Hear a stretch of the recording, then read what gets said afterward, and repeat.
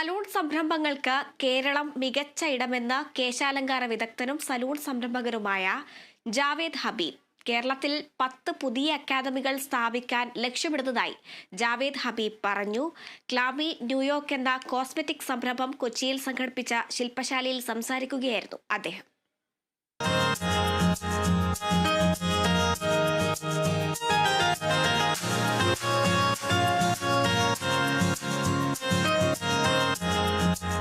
ക്ലാമി New York cosmetic സംരംഭത്തിന്റെ നേതൃത്വത്തിലാണ് hair സ്പെഷ്യലിസ്റ്റുകളുടെ ശില്പശാല സംഘടിപ്പിച്ചത്.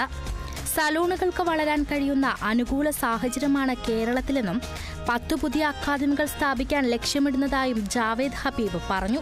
We need to bring education to this city, this state.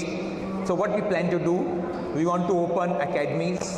I run 80 academies all over India.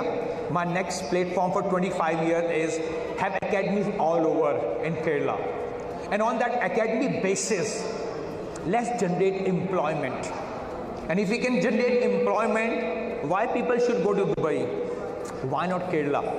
Because there's so much money, there's so much awareness, there's so much dhanda is in India, it's in Kerala. That's my mission. ക്ലാമിയുടെ ഏറ്റവും പുതിയ ഉൽപ്പന്നമായ നാനോലെക്സിന്റെ പ്രകാശനം ജാവേദ് ഹബീബ് നിർവഹിച്ചു.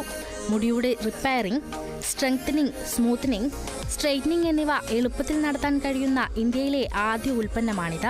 നിർമ്മിത ബുദ്ധിയുടെ സഹായത്തോടെ ഓരോരുത്തരുടെയും മുഖത്തിന് അനുയോജ്യമായ ഉൽപ്പന്നങ്ങൾ തിരഞ്ഞെടുക്കുന്ന സാങ്കേതികവിദ്യ ക്ലാമി ന്യൂയോർക്ക് വികസിപ്പിച്ചിട്ടുണ്ടെന്ന് ക്ലാമി കോസ്മെറ്റിക് ഇന്ത്യയുടെ managing director Aneesh K Joy പറഞ്ഞു.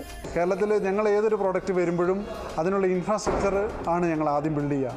ഇന്ന് ഇവിടെ വരുന്നത് ഈ ഒരു പ്രോഡക്റ്റ് ലോഞ്ച് ചെയ്തത് നിങ്ങൾക്കറിയാം, ഹെയർ സലൂണിൽ, അതായത് ഹെയർ ഇൻഡസ്ട്രിയിലെ ഏറ്റവും വലിയ ലീഡിംഗ് കമ്പനി, ഏഷ്യയിലെ ഏറ്റവും വലിയ ലീഡിംഗ് കമ്പനിയായും ഏറ്റവും കൂടുതൽ നെറ്റ്വർക്കും ഉള്ളതായ ജാവേദ് ഹബീബ് ലൈവായിട്ട് ഇവിടെ വരികയും നേരിട്ട് ഇവിടെ വരികയും വന്ന് അദ്ദേഹം അനേകം, അതായത് 100-ൽ മേലെ സലൂൺ ഓണേഴ്സിനെ ഇൻവൈറ്റ് ചെയ്ത് അവരുടെ മുന്നിൽ വെച്ച് നമ്മുടെ പ്രോഡക്റ്റ് ഉപയോഗിച്ച്, ക്ലാമിയുടെ പ്രോഡക്റ്റ് ഉപയോഗിച്ച് ലൈവായിട്ട് ഡെമോ കാണിച്ചു കൊടുക്കുകയും അവരുടെ മുന്നിൽ വെച്ചാണ് നമ്മൾ പ്രോഡക്റ്റ് ലോഞ്ച് ചെയ്തിരിക്കുന്നത്.